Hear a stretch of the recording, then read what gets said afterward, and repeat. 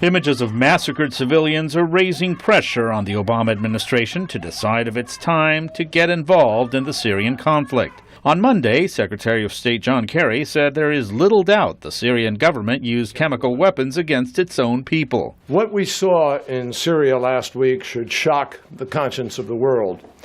It defies any code of morality. Let me be clear. The indiscriminate slaughter of civilians, the killing of women and children and innocent bystanders by chemical weapons is a moral obscenity. By any standard, it is inexcusable, and despite the excuses and equivocations that some have manufactured, it is undeniable. But still, no statement of if or when the U.S. will respond with military force. With 4 destroyers positioned in the Mediterranean within striking distance of Syria, Pentagon officials are waiting for orders to attack. On a stop in Indonesia, Defense Secretary Chuck Hagel said the U.S. is examining all options. We are analyzing the intelligence,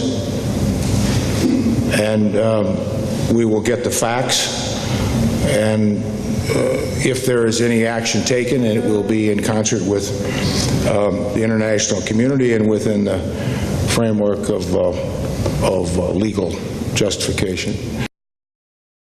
There are risks for the Obama administration, including political ones. After long conflicts in Iraq and Afghanistan, there is little public support for involvement in another Middle East conflict. For now, U.S. forces are positioned to carry out cruise missile strikes against Syrian government targets.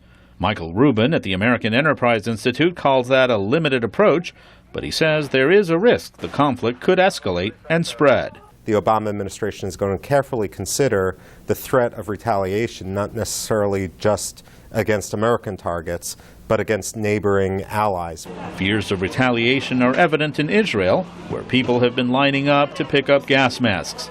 The top U.S. military officer, General Martin Dempsey, has warned that any involvement in Syria could lead to an open-ended conflict. The dilemma for U.S. officials is overshadowed by the lessons of Iraq.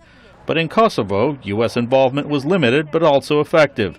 U.S. security aides say the Obama administration is looking at a precedent set in 1999 when the U.S. justified airstrikes in Kosovo by saying they were meant to protect civilians. Luis Ramirez, VOA News, at the Pentagon.